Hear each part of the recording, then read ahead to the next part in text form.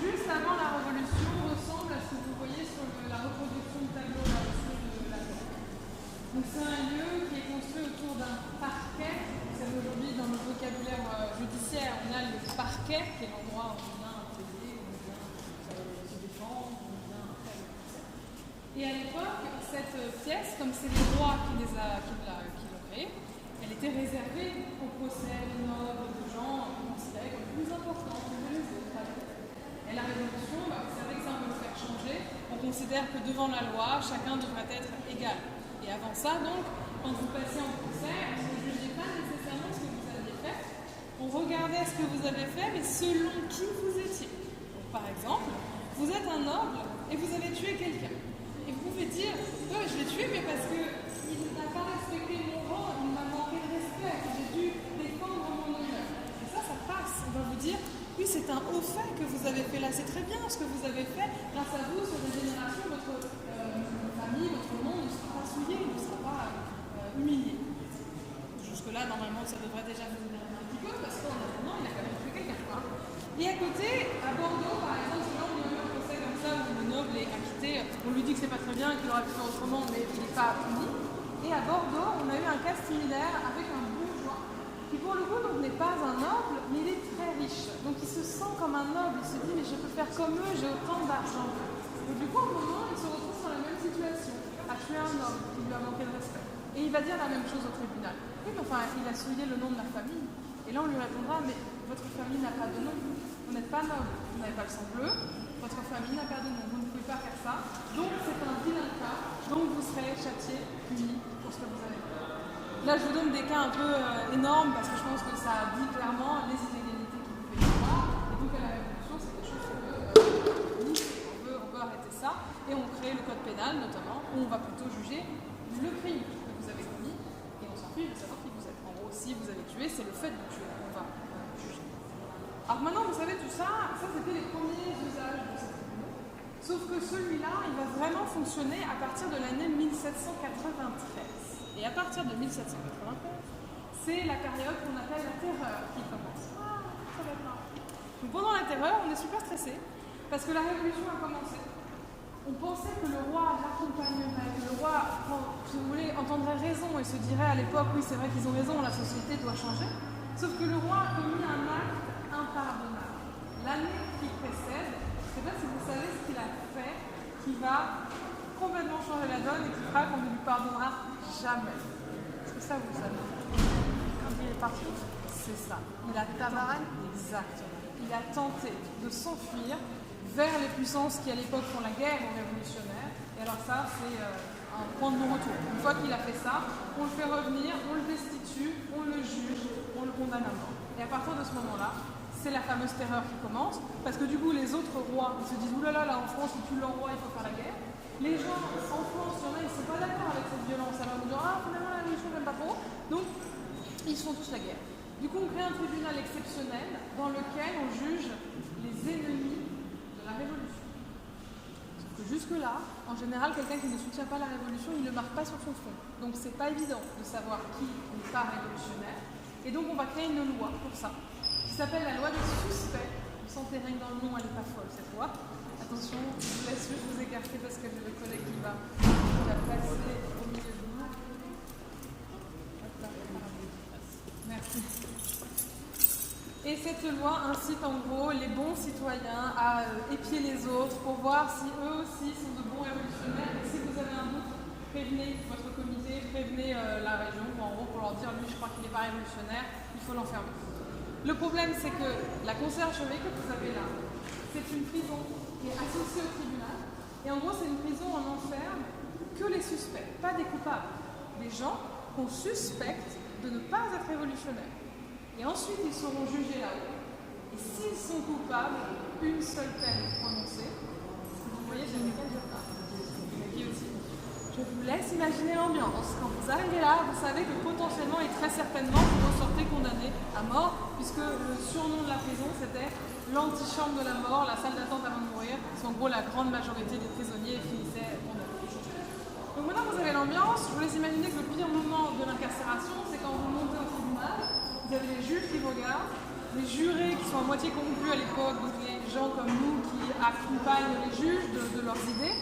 Vous avez l'accusé et vous avez le public. Parce qu'à l'époque, on fait rentrer le public, c'est tout nouveau. Avant, le public ne rentre pas. Aujourd'hui, c'est toujours le cas. Vous savez que sauf si c'est huis clos, mais normalement, c'est public, les audiences.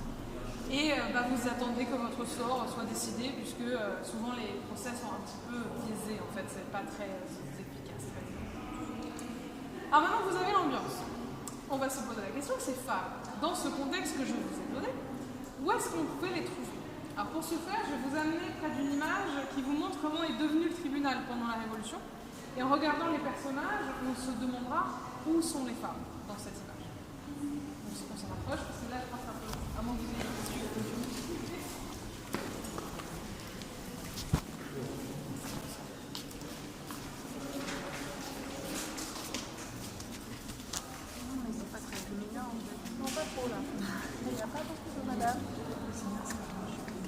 Là, il y a des hommes qui sont des juges, les jurés, accusés, publics.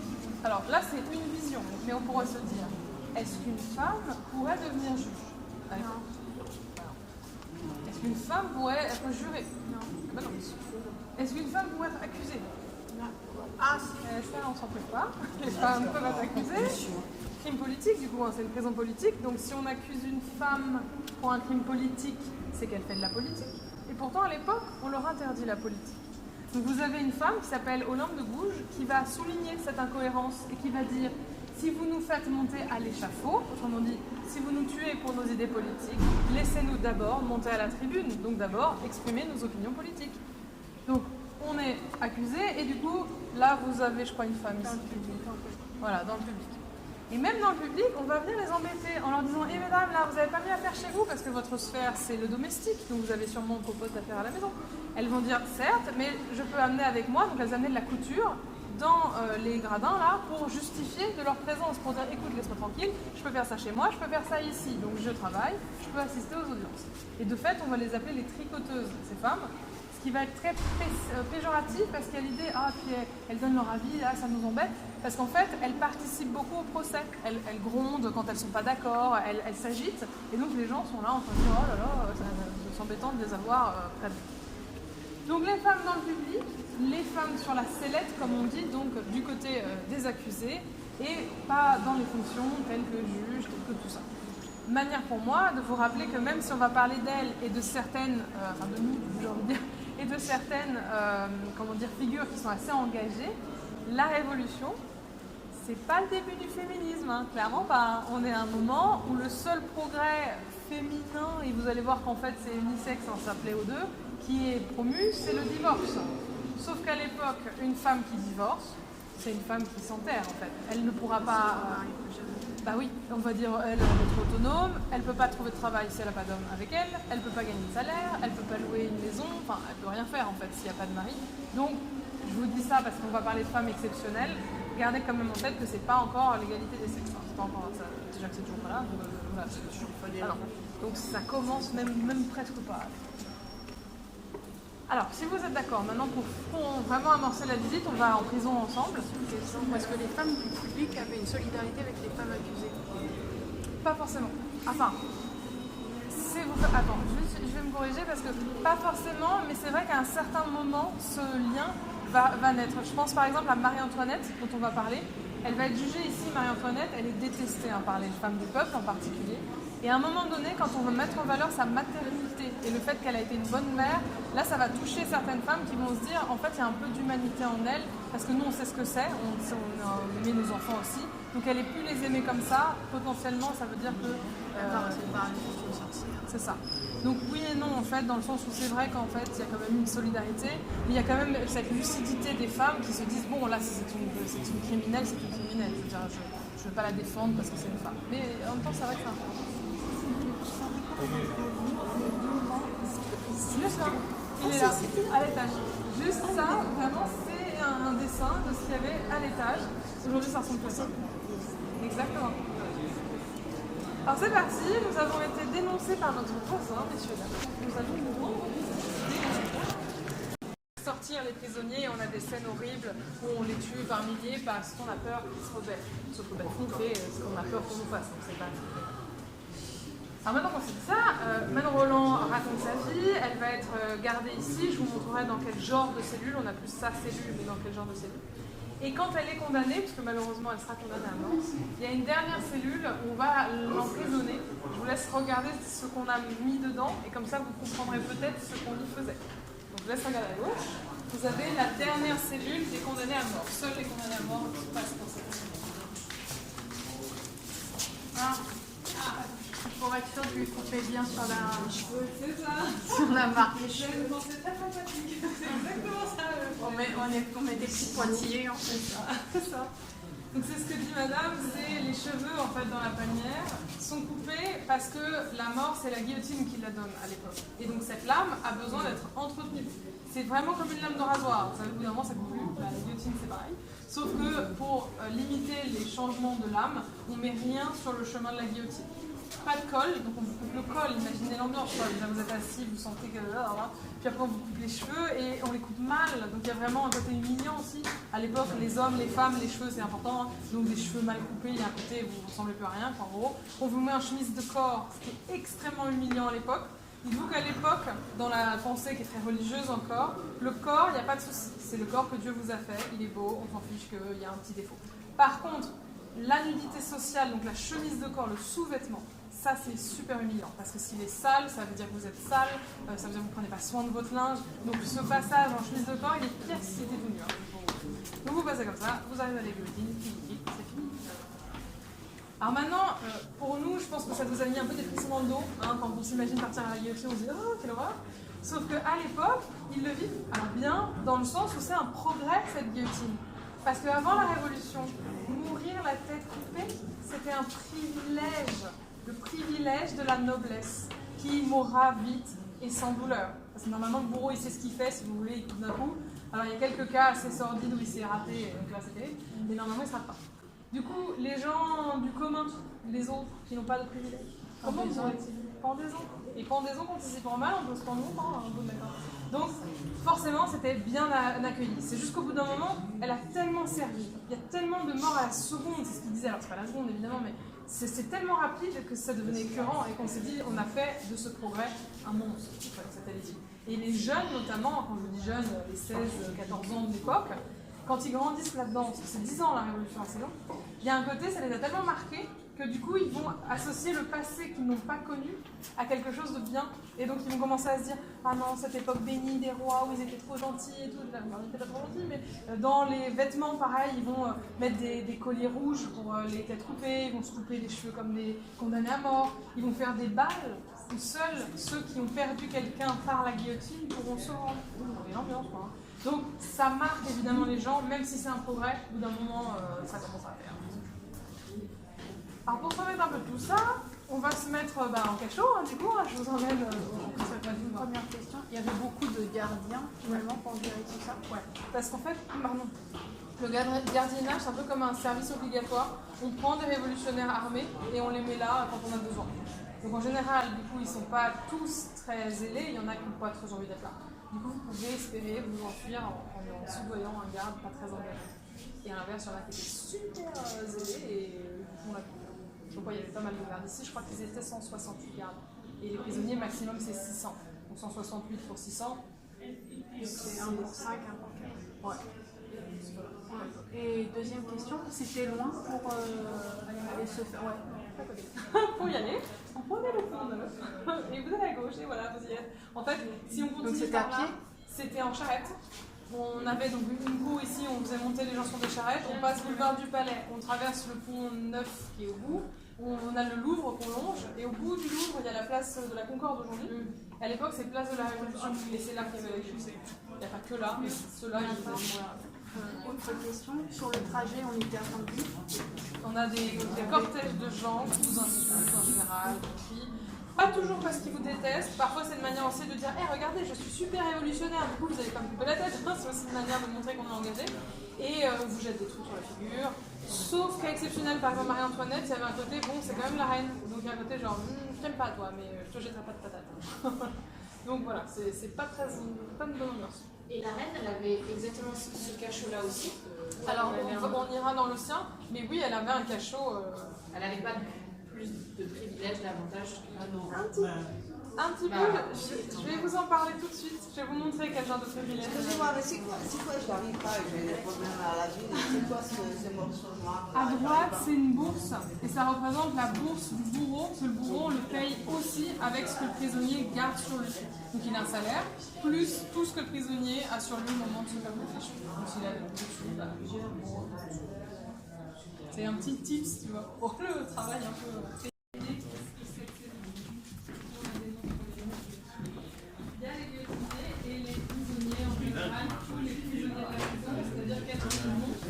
Et là, on voit la différence entre les noms rouges et les noms noirs. Les noms noirs, c'est ceux qui ont été innocentés et qui ne sont pas morts. Les noms rouges, c'est ceux qui ont été condamnés par le tribunal et qui sont morts. Du coup, si je vous dis qu'il y a 4000 noms, à votre avis, il y en a combien en rouge? 3000. Ouais, voilà, on est pas loin, 2600. Vraiment pas loin. Plus de la moitié, du coup, d'où le nom antichambre de la mort. On meurt assez facilement. Alors nous, on a décidé de mettre ces noms dans une salle qui en elle-même est intéressante parce que c'est un ancien cachot en fait, ça. C'est un endroit où des prisonniers ont été enfermés. Et entendez-moi bien, des prisonniers ont été enfermés. Parce qu'à l'époque, quand on est incarcéré, on paye un loyer. C'est un peu cynique aussi, ça. Faut payer pour être là, quoi. Donc forcément, alors on va vous dire, dans votre les sous que vous donnez, il y a des services qui seront inclus. Alors le service minimum, c'est se nourrir pour pas mourir. Par contre, si vous voulez, je sais pas, des draps propres, il faut payer. Si vous voulez un lit, il faut payer. Si vous voulez plus de ceci, de cela, n'importe quel service est payant. Donc évidemment, les volets une chambre seule. Ah bah là, il faut payer. Ça n'a pas changé depuis. Oui, ça n'a pas changé partout. Ça faut payer. Oui. Bah nous, en France, non, on ne paye plus de loyer, on peut payer des avantages. Oui, pour avoir ça, faut payer.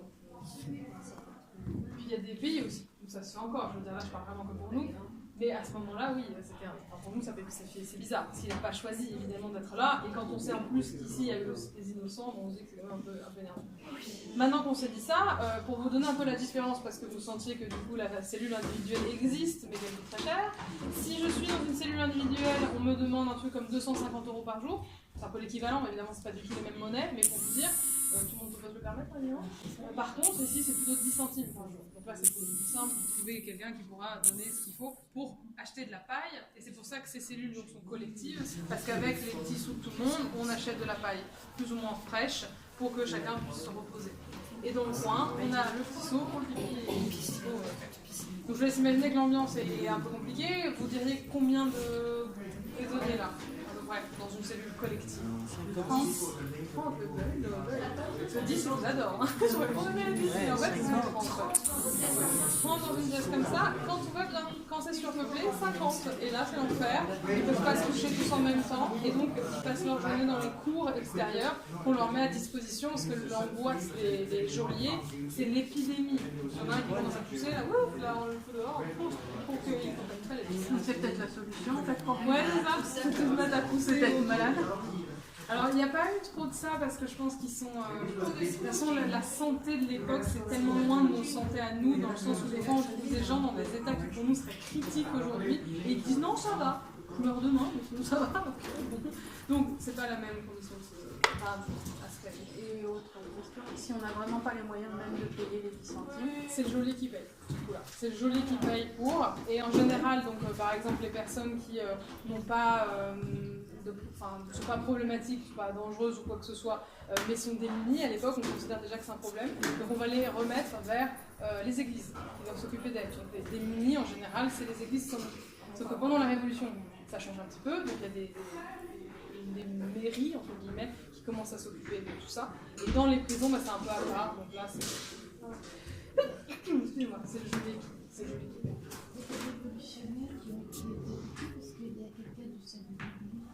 Ah oui, oui. Complètement. Ça va arrêter. Voilà, parce qu'en fait, avec cette loi, elle est suspecte. Changez de bord. Alors, oui et non, dans le sens où on peut avoir des gens qui, sincèrement, sont révolutionnaires, mais pendant 1793, le régime qui est mis en place est un régime particulièrement extrême.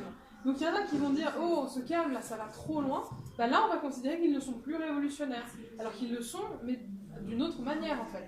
Alors ça s'explique tout ça, c'est pas de la violence gratuite, c'est de la violence panique, dans le sens où au moment où la terreur existe, il y a la guerre aux frontières, donc il y a des armées royalistes qui pénètrent le territoire et qui tuent des révolutionnaires, et il y a des gens, par exemple vous êtes, je sais pas, domestique d'une noble, et la noble en question elle était sympa. Vous êtes ultra engagé pour garder votre poste en fait, c'est pas tant la noblesse que vous voulez garder, c'est juste que vous, votre condition vous convient, vous n'avez pas envie de vous rebeller.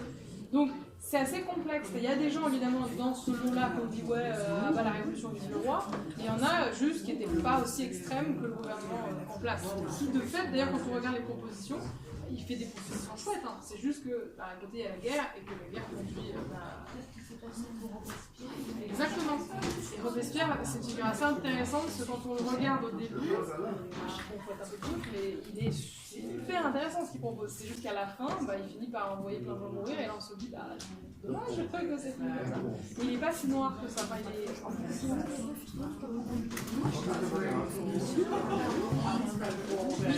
Oui, on avait Olympe, elle est là-bas d'ailleurs, on avait elle, alors attends, Roland Marie-Jeanne, Roland, dont je vous parlais tout à l'heure, donc celle qui était juste après là. Roland qui faisait ses salons. On a Charlotte Corday qui est aussi par là-bas, qui elle a été jusqu'à tuer pour ses engagements. Je vous en parlerai parce qu'on a eu un portrait d'elle, je vous parlerai dans son portrait. Qui c'est qu'on a ici? On a, comment elle s'appelle, la femme de Camille, elle s'appelle Lucille Desmoulins. Lucille Desmoulins qui était la femme de Camille, et c'est un couple assez novateur à l'époque parce qu'ils s'aimaient. Pour nous, normalement, c'est un peu la base. C'est un couple qui est censé s'aimer. À l'époque, vous ne choisissiez pas votre mari, ils se sont choisis. Et d'ailleurs, elle a été exécutée parce qu'elle soutenait les idées de son mari. Et pendant le procès, elle va dire mais attendez, vous ne dites pas, normalement, les femmes, vous êtes d'accord, on n'est pas censé avoir un libre arbitre puisqu'on appartient à notre mari. Dans ce cas-là, pourquoi vous me condamnez? Pourquoi vous ne dites pas que je suis innocente? Parce que j'ai appartenu à mon mari. Et là, vous voyez qu'il y a des incohérences. Et c'est ce que dit Olympe de Gouges. C'est que là, tout d'un coup, vous lui trouvez une autonomie, alors que dans la société, pour les avantages, vous dites qu'elle dépend du mari. Il faut savoir. Et Olympe de Gouges va encore plus loin. Je vois qu'il y a par exemple général, noble, qui sont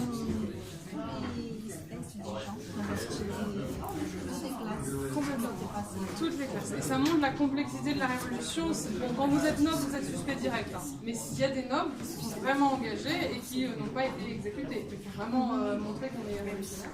Il y a des gens du clergé. Et on a beaucoup de tiers-états, parce que le tiers-état c'est 95% de la population. Donc dedans vous avez le cliché du paysan pauvre qui ne peut pas se nourrir, et vous avez aussi la plus grande fortune de France à l'époque, qui est un commerçant d'esclaves. Et est-ce que vous avez un chiffre de combien de femmes étaient condamnées par rapport aux hommes? Par la proportion de femmes vous par avez rapport une proportion 15% de femmes pour 85% d'hommes, à l'époque c'est énorme. Aujourd'hui, je ne sais pas si vous savez, en prison, alors criminel pour le coup, pas prison politique, pour le moment non plus, il y a moins de 5% de femmes en prison aujourd'hui. Donc 15% à l'époque, dans une prison politique, c'est énorme. C'est énorme. Et est-ce que vous savez c'est le même type de condamnation ou non? Tout pareil. Oui, tout pareil. Elles ont... Robespierre, il était dans une noble. Ah oui, je suis. De toute façon, noble à l'époque, c'est plutôt un boulet qu'autre chose. Ah non, oui, non, c'est ce qu'on dit, la révolution bourgeoise, tout ça, ça a profité, en tout cas. C'est le haut, en tout cas, qu'on a profité. Parce que, ouais.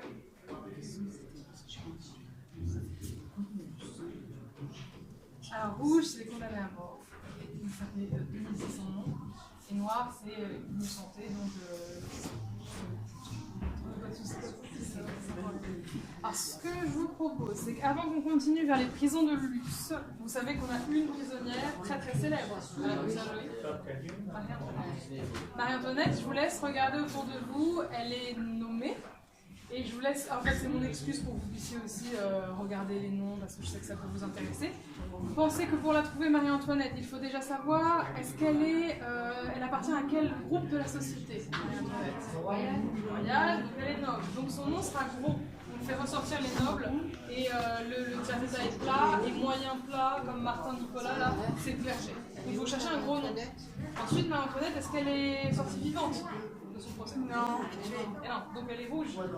Et ensuite, Marie-Antoinette, est-ce que c'est son nom de famille? Non, C'est quoi le nom de famille de Marie Antoinette? c'est une bonne question. Voilà. Le truc, c'est qu'à l'époque, si vous êtes une femme, votre nom de famille n'est pas votre nom de famille, c'est celui de votre mari. Donc ici, son mari, c'est Louis XVI, et il appartient à Capet. C'est Capétien, voilà. Capet. Capet. Donc C-A-P-E-T, gros nom rouge. Je vous laisse quelques minutes pour le chercher. Elle est fatiguée. Je sais pas, vous laissez me dire. Comment? Assez, oui, pardon, voilà, je pensais assez longtemps. Non, oui, elle est assez, à Capet. Et par contre, d'essai, vous en avez sur tous les murs. Alors, en fait, les avancées révolutionnaires, c'est surtout le droit au divorce. Sauf que le droit au divorce, ça avantage les deux sexes, pas que les femmes. Sachant qu'une femme divorcée à l'époque, c'est une femme ostracisée, c'est-à-dire c'est une femme qui ne s'en serra pas correctement. Elle ne pourra pas avoir un travail en son nom. Enfin, donc les avancées pour les femmes à l'époque. Alors, pour question dans les maisons de luxe. Pourquoi elle a écrit tu dis bien, Bah, c'est une manière de dire comment l'endroit était perçu à l'époque.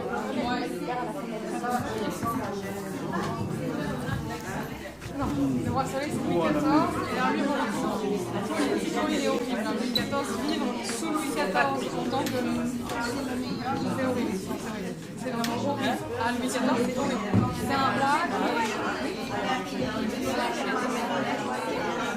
alors, parce qu'il est très riche et du coup il a dépensé plein d'or et d'argent pour se faire des châteaux somptueux, donc les autres nobles ont vu la France comme un château, mais à côté de ça les gens normaux et les nobles aussi souffraient beaucoup parce qu'il est hyper autoritaire. Je me rappelle que c'est le roi qu'on pouvait rencontrer en audience aux toilettes. Vous voyez le respect qu'il vous portait, il vous recevait sur sa toilette. Non mais voilà, Louis XIV a un problème avec l'intimité. Non, après à l'époque ils en avaient pas trop. Faire caca en France c'était en faisant pas de souci. Mais là c'est quand même une manière, c'est lui qui instaure l'idée que c'est aussi un moment où on peut recevoir les gens les moins importants. C'est un moment très mignon. C'est un roi qui ne voulait pas être roi, qui était progressif, mais il était quand même, si vous voulez, éduqué dans la monarchie absolue, donc il n'a pas su saisir la révolution comme une opportunité pour créer pas une monarchie constitutionnelle. Il a fait des erreurs, mais franchement, quand on le voit en détail, c'est pas le pire. Après, il ne faut pas défendre Louis XVI non plus, mais c'est pas le pire. Je vais vous faire descendre parce que je sais qu'il fait chaud.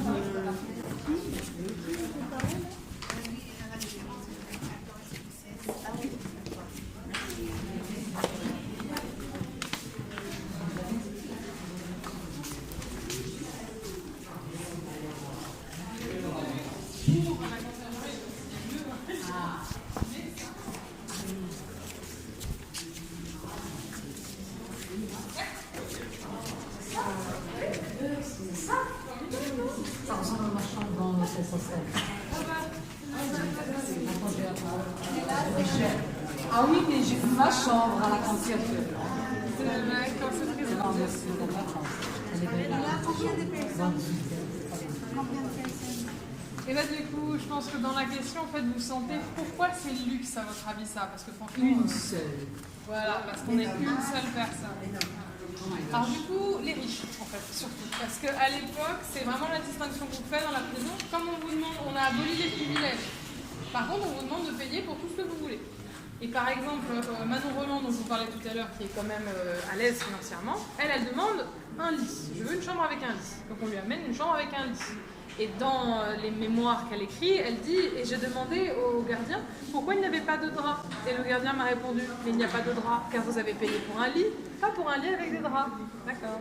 Donc elle paye pour les draps. Et ensuite elle se plaint, elle dit « Mais où sont les vases et autres seaux ?» Autrement dit, où sont les toilettes? Il faut payer pour les toilettes. Alors elle paye pour les toilettes. Et comme elle a écrit ses mémoires, vous pensez bien qu'elle ne va pas écrire sur les murs. Donc il faut prendre du papier, il faut payer pour l'encre, tous les services que vous allez avoir recourir, il faut payer pour. Il n'y a qu'une seule chose que Manon Roland refuse de payer, parce qu'elle sait que si elle ne le paye pas, on devra lui donner. Qu'est-ce que c'est à votre avis? Nourriture. La nourriture. Sauf que dans ses lettres, elle écrit de manière très poétique, elle dit « Mais mon estomac a été réfractaire à l'ordinaire de la prison. » Est-ce que vous voyez ce que ça veut dire en français moderne? C'était dégueulasse. C'était dégueulasse, voilà. Elle vomit ce qu'elle mange.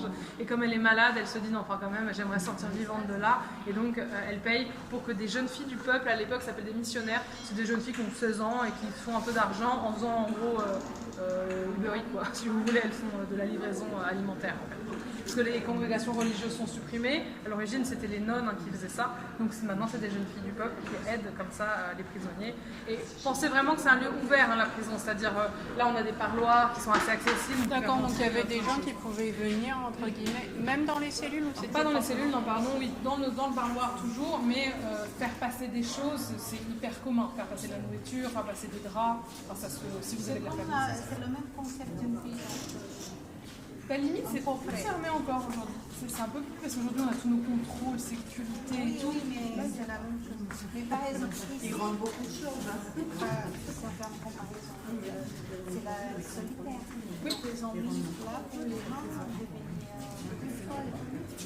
C'est pas la même chose.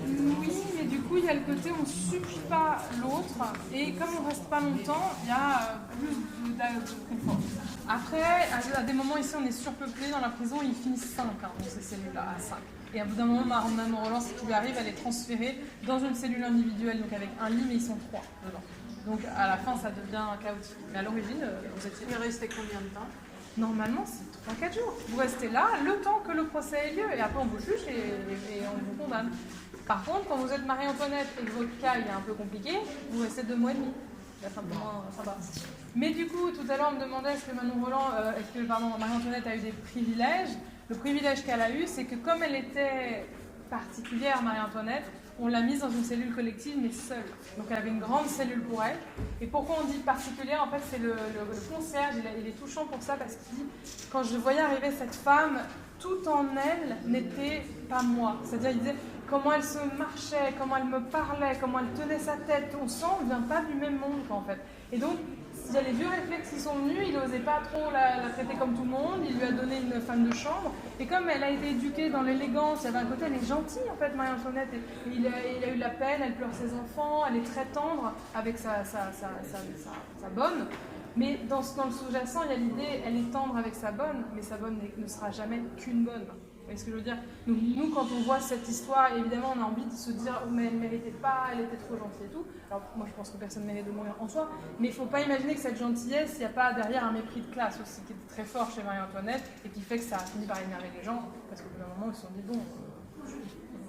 Et du coup, ces enfants n'étaient pas morts, donc on a fait quoi? On les a retirés? Alors, ces enfants, quand elle était dans la première prison, lui sont, disait-on à l'époque, arrachés.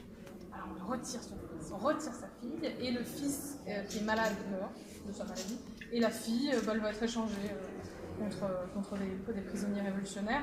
Ce que je propose, c'est que je vous raconterai cette histoire en détail dans sa cellule, parce que c'est une histoire qui a été énormément utilisée, notamment par les royalistes après, pour que dans votre petit cœur, vous soyez très touchés et que vous disiez « Ah, la révolution, c'est trop nul ».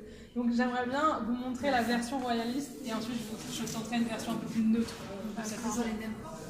Alors ça, malheureusement non, ça l'est plus. Par contre, on va dans une vitrine, on a la pièce où vous êtes, donc je le disais un peu à madame là tout à l'heure, la première que là vous étiez, ça c'était pas de la cellule à la base, c'était l'infirmerie, et c'est là que Robespierre a passé ses derniers instants. Vous connaissez certainement l'histoire qu'au moment d'être saisi, soit il tente de se suicider et rate, soit on le tire dessus, mais enfin bref, il a la main flippant, donc il faut forcément le mettre quelque part, on peut le mettre. De l'autre côté, c'est la cellule de Marie-Antoinette. Donc quand Robespierre est enfermé, Marie-Antoinette est déjà morte, ils ne sont pas voisins du tout. Marie-Antoinette, elle avait le double de ça en fait. Cette cellule plus une autre, et l'accès se faisait par là-bas. Alors c'est heureusement qu'elle était grande, parce que vous avez peut-être entendu parler de ça. Marie-Antoinette a tenté de s'enfuir à 7 reprises au moins, depuis qu'elle a été enfermée, et elle a toujours raté, et donc comme on se méfiait d'elle, voilà, c'est un peu ça, parce qu'elle échangeait des mots à base de mouchoirs piquetés avec quelqu'un, piqué par l'aiguille, il y avait des histoires de yé aussi, avec des messages dedans, bref. C'était pas mal rodé, mais le truc c'est que les tours de garde étaient assez imprévisibles et elle s'est fait attraper par un garde, ramenée dans la cellule, et on lui a laissé en permanence 2 gardes dans la cellule. Vous imaginez que pour l'intimité, voilà, c'était pas fou. En plus, elle avait des gros problèmes de saignement à ce moment-là. On suppose un truc genre cancer du col de l'utérus, mais à l'époque, vous voyez, les problèmes intimes de femmes ou fibro, moi on ne sait pas, en tout cas elle saigne, elle va pas bien, et forcément les gardes qui prennent un peu de compassion vont mettre des paravents pour qu'elle puisse changer ses linges sans qu'on la regarde. Donc elle est enfermée là, mais quand vous regardez la tête de sa cellule aujourd'hui, on est d'accord que ça ne ressemble pas du tout à une cellule là. Il y a un petit souci d'écho. Alors pour vous, ça ressemble à quoi au niveau d'écho? Une petite salle de séjour, une chapelle. Il est un peu glauque votre séjour, j'allais dire. C'est une chapelle, effectivement. Et c'est comme ça qu'on l'appelle aujourd'hui. Elle porte le même nom que l'endroit où on a retrouvé le corps de Marie-Antoinette après sa mort. Chapelle expiatoire. Donc dans expiatoire, vous avez l'idée de se faire pardonner un crime, expier. Donc c'est clairement pas les révolutionnaires qui ont fait la chapelle en l'occurrence, c'est les rois qui reviennent. Parce que la révolution terminée, c'est Napoléon qui gouverne, et après lui, il y a 3 rois qui reviennent. Le premier, Louis XVIII, la révolution, il déteste Napoléon et il déteste la révolution, c'est bien simple. Donc il fait en sorte que vous ayez un lieu de mémoire qui vous attendrit, c'est ce que je vous disais tout à l'heure, pour que vous preniez parti pour la royauté. Donc ici, on va vous mettre le vitrail avec le monogramme de la reine, Marie-Antoinette, les murs noirs, et tout à l'heure, vous reconnaissez des larmes dessus, des larmes d'argent. Un cénotaphe, donc un tombeau, mais il n'y a personne d'enterré, avec en latin, parce que les nobles ils parlent encore latin à l'époque, Marie-Antoinette a été, je crois que décapitée, et puis c'était le 16 octobre 1793, on se rappelle. Évidemment, pour faire pleurer dans les chaumières, on vous met la dernière lettre qu'elle a écrite et le passage où elle s'adresse à ses enfants et où elle leur dit que mon fils n'oublie jamais les derniers mots de son père que je lui répète expressément. Je pardonne à mes ennemis le mal qu'ils m'ont fait et qu'ils ne cherchent pas à venger notre mort. Donc il y a un côté, classe quoi, elle ne veut pas se manger, elle est superposée, elle pense à ses enfants, c'est vraiment une mère exceptionnelle. Donc maintenant que vous avez cette idée, on peut l'appuyer avec le tableau que vous voyez là. Donc ça c'est des tableaux du 19e. Il y a un peu un revival Marie-Antoinette au 19e, il y en a qui l'adorent. Et là on est à un moment crucial aussi pour l'attendrissement quand on voit Marie-Antoinette. Est-ce que déjà sur ce tableau vous arrivez à me dire quelle femme serait Marie-Antoinette? Celle qui est en blanche. Alors celle qui est en blanche, elle est comment? Quels mots vous viennent quand vous voulez me décrire cette femme en blanche? Quelqu'un ne voyait pas, la palette fragile, sensible. Dans les vapes. Dans les vapes, faible. Elle me fait penser, en fait, je crois qu'il y a un tableau où on descend le Christ et il est un peu dans cet état-là. Oui, c'est ça, de la descente de croix, exactement. Et c'est un peu l'idée, c'est très martyr, quoi, le côté genre, ah. Du coup, c'est joli, mais c'est faible tout ça. Donc, cette fille, c'est la fille de Marie-Antoinette. Du coup, si je vous dis ça, Marie-Antoinette, elle est où? C'est celle qui est en noir, juste à lui prend la main. Ouais. Et elle en noir, alors c'est un peu dur parce que dans l'obscurité, mais on la trouve droite, on la trouve digne, on la trouve sereine. Et à ce moment-là, elle est prise par un révolutionnaire qui la transfère en fait à la prison de la conciergerie, l'antichambre de la mort, l'endroit où personne ne veut aller. Et en attendant, la jeune fille qui elle est séparée de sa mère s'évanouit de désespoir que sa mère s'en aille. Voilà. Donc maintenant que vous avez Le chagrin, quoi. mais voilà, le grand chagrin. Je propose qu'on aille tenter de s'asseoir. Alors, elle, 14-15, et le fils 10 ans. J'aimerais du coup vous présenter la manière dont cette histoire que j'ai un peu amorcée avec vous était présentée après la Révolution, à l'époque de Louis XVIII. Pour que vous compreniez, je pense que vous l'avez déjà compris, mais vous savez, la Révolution, selon comme on la raconte, on a toujours un petit billet politique. En gros, l'écueil, c'est soit de dire c'est un moment parfait, il n'y a vraiment pas eu de débordement et tout était bien, ou à l'inverse, de dire c'était abominable et franchement, depuis qu'il y a eu la Révolution, tout va mal. Évidemment, la réalité, elle est un peu entre les deux. Il y a eu des choses horribles pendant la Révolution, mais c'est la base des choses merveilleuses dont on bénéficie encore aujourd'hui. C'est ça, entre les deux. Et donc pour Marie-Antoinette, c'est la même chose. C'est un personnage qui est extrêmement clivant parce que soit on veut voir la reine abominable, méchante qu'elle a pu être, soit à l'inverse, on est partisan de l'autre discours et on y voit une martyre qui n'a vraiment pas mérité son sort. Donc je vais vous raconter la version de Louis XVIII. Louis XVIII, quand il parle de Marie-Antoinette, en fait, à l'origine, il y avait une chaise qui est dans la vitrine derrière nous, qui était installée ici pour les gens comme nous qui demandions à aller, je sais pas, voir où été enfermée Marie-Antoinette. Et on nous donnait un livret dans lequel on présentait l'histoire comme suit. On disait, pensez Marie-Antoinette, c'est cette jeune fille qui n'a jamais choisi de venir en France, qu'il a été parce qu'on lui a imposé. Ça c'est vrai, elle a été séparée de son chien, de ses petites habitudes, elle a détesté l'arrivée en France parce que les Français, les règles à la cour de France, c'est quelque chose quand même. Donc elle n'a pas du tout apprécié ça, d'autant plus que les Français Ils n'ont pas super bien accueilli, c'est-à-dire que dans la noblesse, on était là, mais t'as vu, elle est autrichienne, là, du coup elle a un accent autrichien, du coup j'ai décidé que je l'aimais pas. Donc ils l'ont vachement rejetée pour ça, et comme elle avait des attitudes à l'autrichienne, par exemple en Autriche, quand on s'apprécie, on se touche. Ça se fait pas en France, on est là, non, et puis en plus elle a des manières, donc elle s'est gonflée, donc elle a fini par se mettre à l'écart. Du coup, comme elle s'est mise à l'écart, on a commencé à dire elle n'est pas avec nous, c'est sûrement qu'elle fait des trucs qu'elle veut cacher, puisqu'elle se cache. Et t'as vu, il y avait des hommes la dernière fois, on sait ce qu'elle fait avec. Donc il y avait énormément pendant la Révolution, de fait, de caricatures pornographiques de la reine. Alors vous savez aujourd'hui que ça fait déjà des ravages, ce genre de pratique. À l'époque, la reine, c'est l'équivalent d'une mère. Donc faire circuler des images pornographiques de la mère de la nation, c'est extrêmement humiliant. Enfin là, on est vraiment sur un niveau d'insulte qui est énorme en fait. Enfin, pour le donc on vous raconte tout ça, puis on vous dit, elle fait plusieurs enfants, il y en a beaucoup qui meurent, bon ça c'est normal à l'époque. Et quand la Révolution arrive, on ne lui retire pas ses enfants, on les lui arrache. Et donc les tableaux qu'on fait circuler à l'époque de Louis XVIII, c'est vraiment les tableaux abusés, on voit la reine qui est là, non, puis le fils, non, puis c'est mieux, puis on pleure parce qu'une mère qui est séparée de ses enfants, évidemment c'est un thème triste. Donc on dit ça, et puis en plus après on raconte, le fils, le petit-fils, Louis XVII, du coup, le fils de la reine, on l'a donné à un cordonnier. Et ce cordonnier qui était du peuple, il est pile, cet homme-là, le battait, le nourrissait mal, il a tellement maltraité qu'il est mort des coups qu'il a reçus.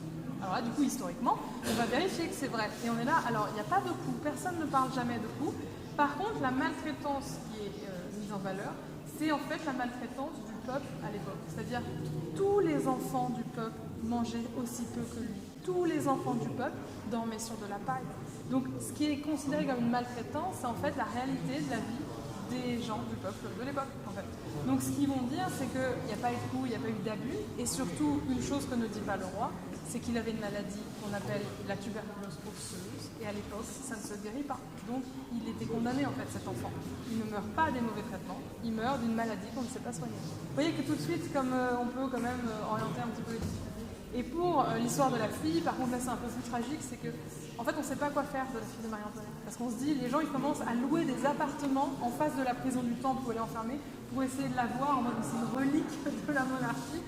Alors on va l'échanger contre des prisonniers pour la faire sortir, parce que pendant 2 ans elle est un peu laissée sans qu'on s'en occupe, et au bout d'un moment quand on lui donne une servante pour s'occuper de discuter avec elle, la servante a cette phrase tragique, elle dit, et ça fait 2 ans qu'elle ne parle plus, elle ne sait plus articuler une phrase. Ça c'est dur. Et là, mais les révolutionnaires s'en rendent compte, il n'y a pas cette idée, on a fait exprès de la mettre à part pour qu'elle soit mal. On ne sait pas quoi en faire, et quand on se rend compte du mal qu'on lui fait, on fait en sorte de la restituer à sa famille, et on en profite pour faire revenir des prisonniers. Donc si je vous dis ça... Faire revenir des prisonniers qui sont où? Qui sont du coup à l'étranger, qui se sont battus sur le front. D'accord, donc on échange en fait on l'envoie en Autriche? Et du coup, on la renvoie en Autriche, pas tout de suite, je ne sais plus où elle va en premier, mais après, oui, elle retrouve Charles X, donc Donc elle ne crève pas en fait. non, elle va après. Ah bon, elle est traumatisée après quand même, parce que quand le roi Charles X, quand il est roi de France, il la houspille en disant mais avec ce qui s'est passé avec ta mère, tu pourrais pas être plus engagée. Elle a fait non, la politique c'est fini en fait, voilà. Moi, je veux vivre ma vie tranquillou, laissez-moi tranquille. Mais elle vit sa vie et elle a écrit ses mémoires d'ailleurs. Donc, Mais les révolutionnaires, ils l'ont laissé tranquille, c'était qu'une femme n'était pas importante. Alors. La loi salique, donc elle pouvait marier, donc ils l'ont laissé tranquille. Il y a de ça. Par contre, ce qu'il y a de tragique à avoir été une femme, c'est que par exemple dans les recommandations, au début elle est enfermée avec sa tante, Madame Elisabeth. Quand elle va la quitter, elle lui dit, ma fille, si un garde rentre, ne le regarde jamais dans les yeux. Je crois que vous avez compris pourquoi. Voilà. Donc ça, c'était la grosse tension quand on est... Et là, d'ailleurs, il y a eu plein de violences de ce genre dans les prisons. C'est quand on est une femme, quand on est incarcéré, et personne ne nous entend. À l'aide S'il y a une maltraitance, comme vous disiez qu'il n'y avait pas forcément de maltraitance, le fait d'avoir séparé les enfants de la mère, c'est quand même de toute façon une maltraitance. Comme on dit, s'ils ont été arrachés ou séparés, le fait, c'est sûr. C'est juste que, en fait, il y a l'idée, quand on met en valeur ça plus qu'autre chose, on met en valeur la vie privée.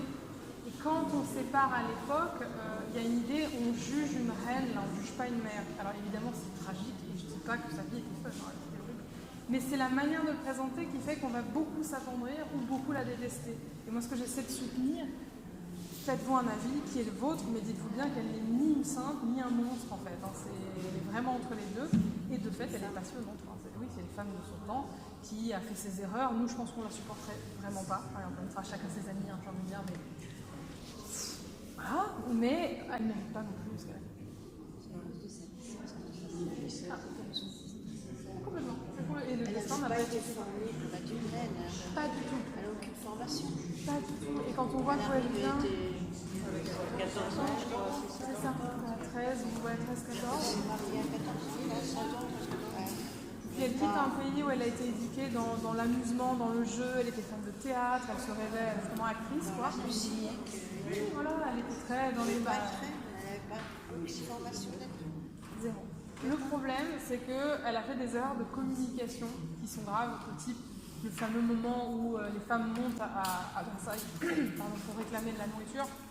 Elle ne va pas se positionner comme une reine. C'est-à-dire une reine, normalement, à ce moment-là, elle vous dit bien sûr, je vais vous donner à manger. Là, elle n'a rien dit, d'où la phrase qu'elle n'a jamais dit, hein, mais sinon pas de pain qui mange de la brioche. Elle n'a jamais dit ça. Elle n'a jamais dit. On n'est même pas sûr que quelqu'un l'ait dit à ce moment-là, mais c'est pour vous donner l'image qu'elle avait. Oui. Il est pas autour, vraiment, qu'elle passe. On raconte la bombe, exactement. C'est dans tous les faits divers, et on raconte dans sa commode de l'histoire. C'est ça. Il y a des choses qui ont été. C'est ça. Et là, maintenant, les historiens l'ont quand même bien défini. Il n'y a aucune source qui prouve qu'elle est ça. Mais ça montre l'image qu'on avait. Oui, oui. Il y a des fausses. Alors non, on parle de chapelle parce que pendant la Révolution, ça devient une prison. En fait. C'est plus une chapelle pendant la Révolution, et le parti girondin est enfermé là. Et c'est ce moment tragique où un seul d'entre eux craque et se suicide. La peur de la vie. Non mais c'est tragique, hein, l'histoire. Après, elle va finir en guerre, avoir un suicidaire. Oui, ça se voit à l'époque. Même si la religion est un peu critiquée, on est quand même toujours dans des mentalités très religieuses, et donc le suicide, ça fait bien.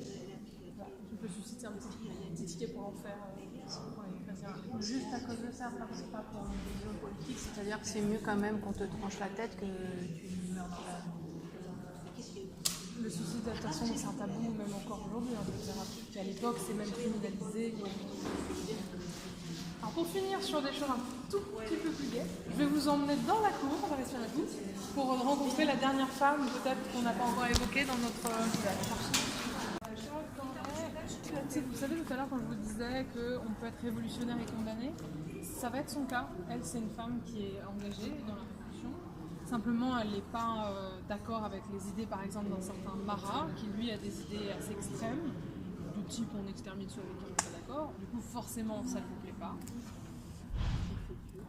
Et par elle, justement, qui à un moment donné profite un peu de son statut féminin pour frapper à sa porte et dire qu'il vient l'avertir d'un complot qu'il y a contre lui. Donc elle est introduite dans sa salle de bain, parce qu'à l'époque il est malade, il a une maladie de peau qui le fait toujours baigner dans une eau aromatisée pour en gros calmer un peu l'éruption cutanée.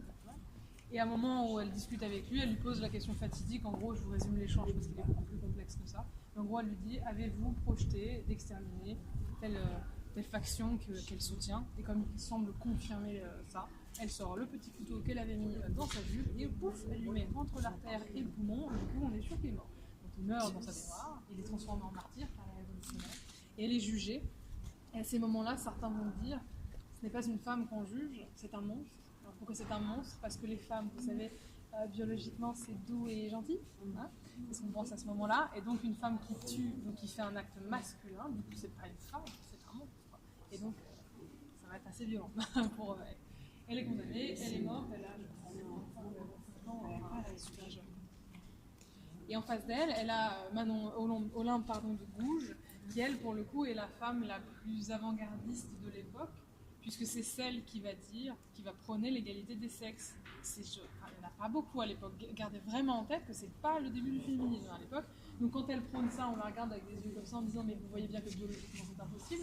Et elle va dire si c'est possible parce qu'en fait si nous sommes tous éduqués de la même manière, nous aurons tous nos dons naturels qui seront mis à égalité, quoi. Et elle va même encore plus loin. Elle va dire et parce que vous les hommes là vous dites que vous êtes libres et égaux entre vous. Pourtant dans les colonies en Amérique il y a des esclaves. bah, c'est pas possible en fait. Je veux dire, si vous prenez l'égalité, plus d'esclaves, plus de sexisme. Et à ce moment-là, les gens sont là, oh, trop.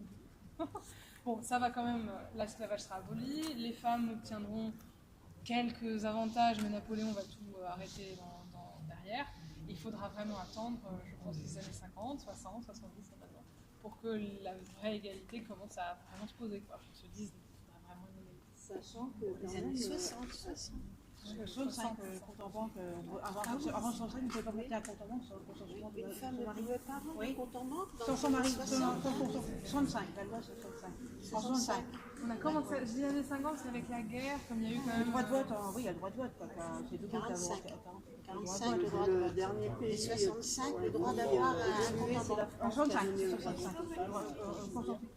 Et puis travailler, compte en banque. Je veux dire, oui, qu'il y a encore dans les lois Le mental, au niveau du code napoléonien, il reste encore des choses qui ne sont pas encore effacées. Je rappelle qu'il n'y a pas si longtemps, c'était illégal de porter un pantalon jusqu'en 2013. Oui, Oui, oui, dans l'administration. oui. En dehors de- C'est drôle quand Il y a même. encore le devoir conjugal aussi. Oui, par exemple, voilà, toutes ces choses-là qui Il y a maintenant. encore le devoir conjugal aussi. Bah, le mariage.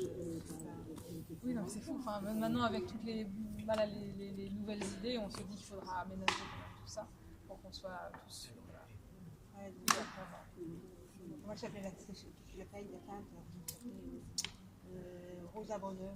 Quand Cannibalier, elle mettait des pantalons pour aller dans les abattoirs. Elle était obligée de faire un certificat.